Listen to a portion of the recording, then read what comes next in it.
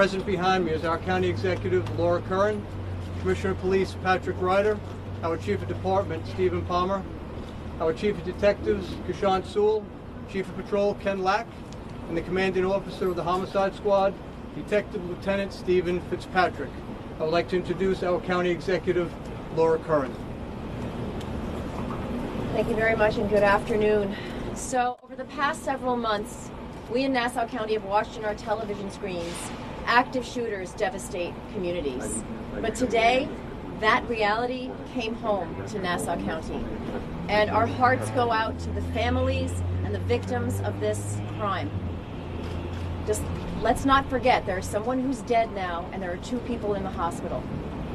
I want to thank our Nassau County Police Department under the leadership of Patrick Ryder.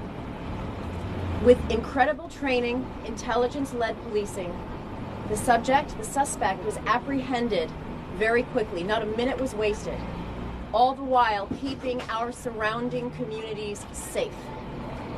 So I am so proud of our police officers, of our detectives, who are professional, who are very well trained, and got the job done for our residents.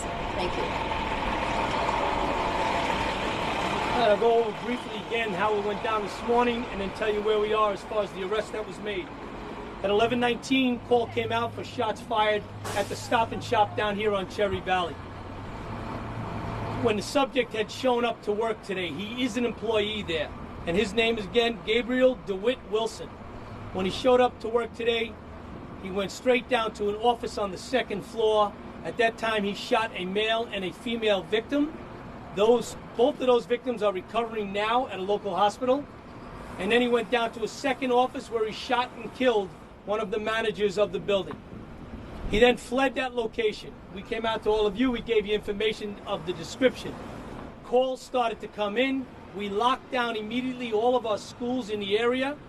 The calls led us to 100 Terrace Avenue in Hempstead. Our SWAT unit, our BSO members, got out there, were out with the patrol and the Hempstead PD. They surrounded the building. They went in very tactically to keep everybody safe that's in that building. The subject tried to flee down through the 1st floor.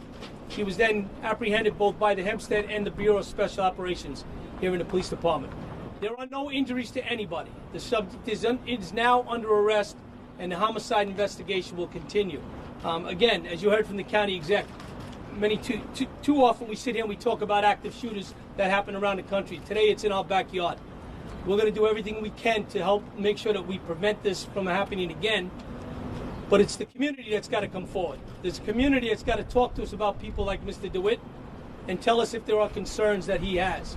And then we'll go out and follow up and investigate that.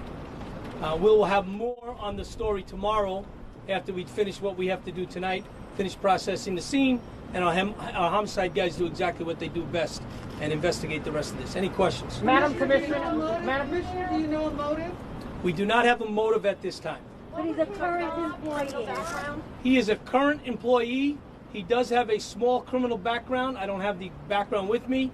He's also been taken once before as a mental aid here in Nassau County. Commissioner, are you requesting federal help or assistance from the White House, President Biden? Have you been in touch with them? So, I got to tell you, we've been too busy trying to capture the gentleman. We have reached out to the FBI, the NYPD, and let me tell you something, the NYPD is one of the greatest partners you can have in law enforcement. They've been very helpful with us with gathering information.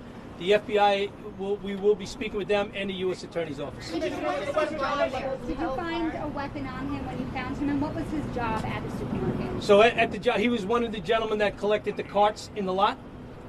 The weapon there is still more activity at 100 Terrace. It is secure. Everybody is safe. But we have to now conduct our search warrants at the location. What kind of weapon did he have? We don't know what is at that residence. Of course, he had a weapon when he was here. We believe it was a small handgun. Was there a falling out? I'm sorry. Was there a falling out or something that he was seeking revenge? We'll have more on that tomorrow. That's an ongoing investigation. We have to speak to our victims in the hospital. Obviously, they're recovering from their injuries, and we'll speak to other employees.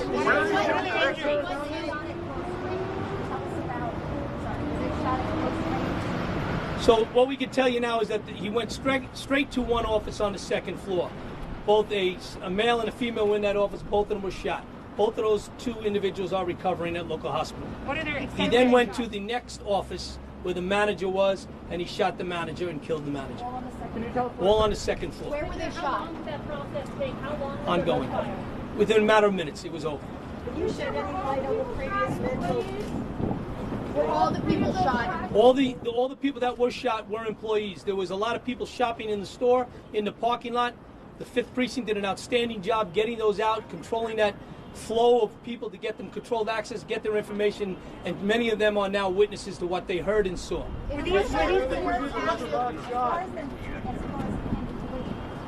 you received calls. Were they calls from witnesses? We had numerous 911 calls of people from in the store and outside the store as the subject fled, and we received additional information throughout the day as the story went out, telling us that there's a possibility of where he could be. Several addresses were checked out.